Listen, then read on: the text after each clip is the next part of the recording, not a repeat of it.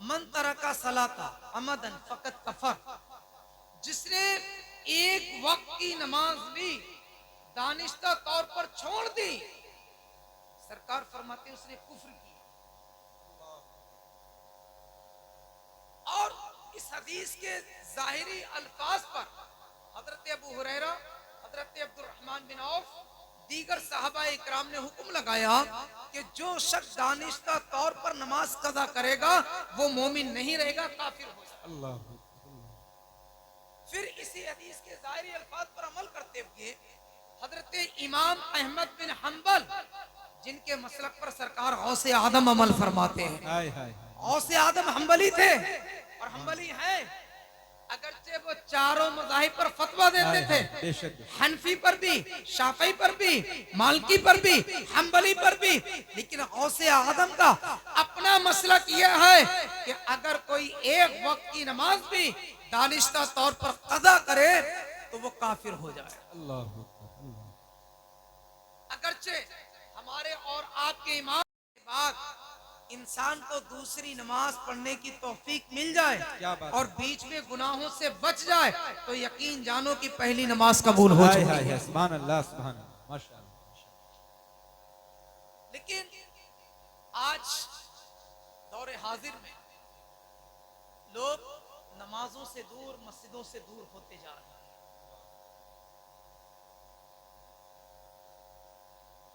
हदीस पाक में वाज़े तौर पर बयान फरमाया, अल्लाह के रसूल सैयद आलम सल्लल्लाहु अलैहि वसल्लम फरमाते हैं, मन तरका सलाता अमदन फकत कफर, जिसने एक वक्त की नमाज भी दानिश्ता तौर पर छोड़ दी, सरकार फरमाते उसने कुफ्र किया।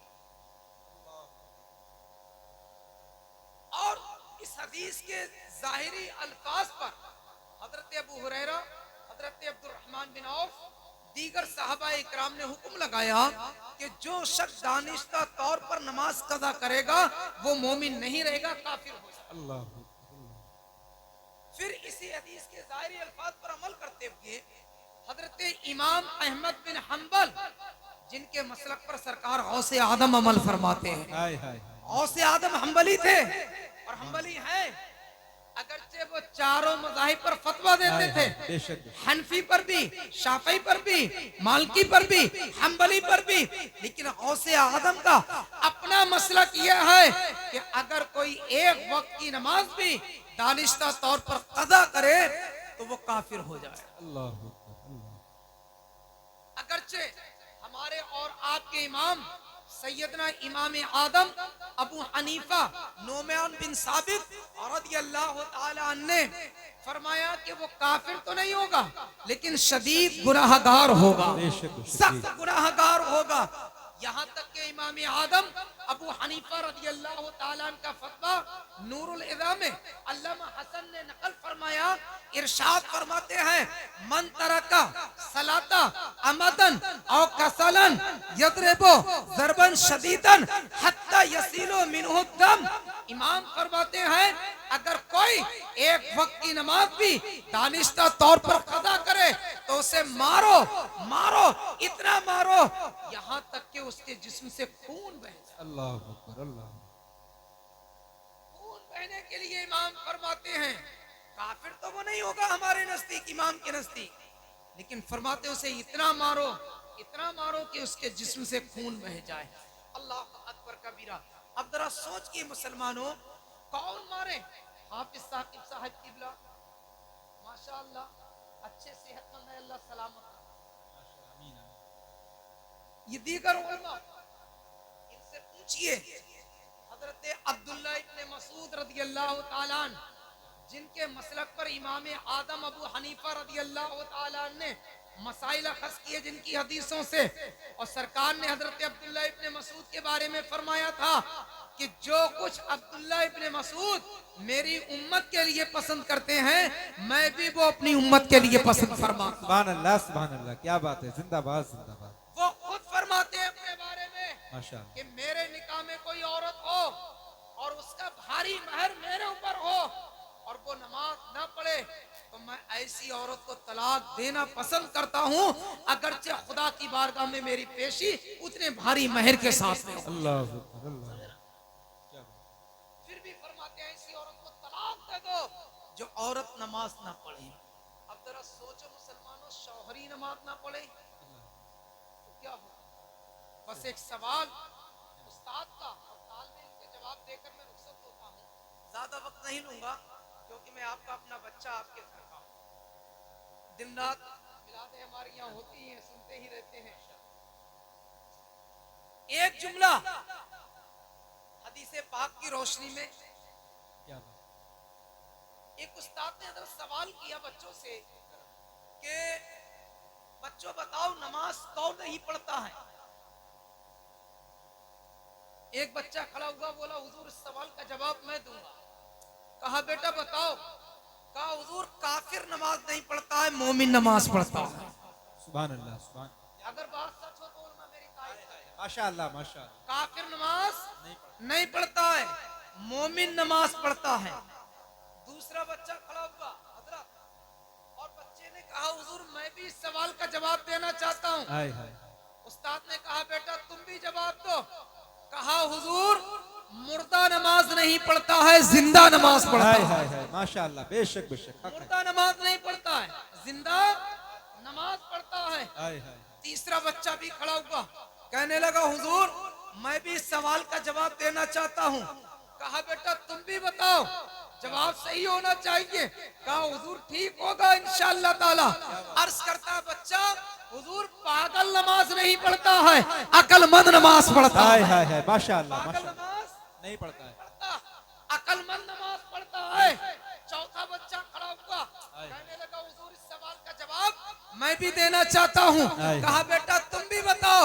अर्ज करता हुजूर नापाक आदमी नमाज नहीं पढ़ता, पाक आदमी नमाज पढ़ा करता है। क्या बात है। पांचवा बच्चा खड़ा हो गया, कहने लगा हुजूर मैं भी इस सवाल का जवाब दूंगा। कहा बेटा तुम भी बताओ। कहने लगा हुजूर जानवर नमाज नहीं पढ़ता, इंसान नमाज पढ़ा करता है। हाय हाय हाय, क्या बात है, क्या बात है, माशाअल्लाह। अब ये पांचों जवाब ऐसा नहीं कि बच्चों की अपनी तरफ से थे, अगर वक्त हो तो मैं पांचों बातें हदीस पाक से साबित कर सकता हूँ। सिर्फ एक जुमला सुन लो। अल्लामा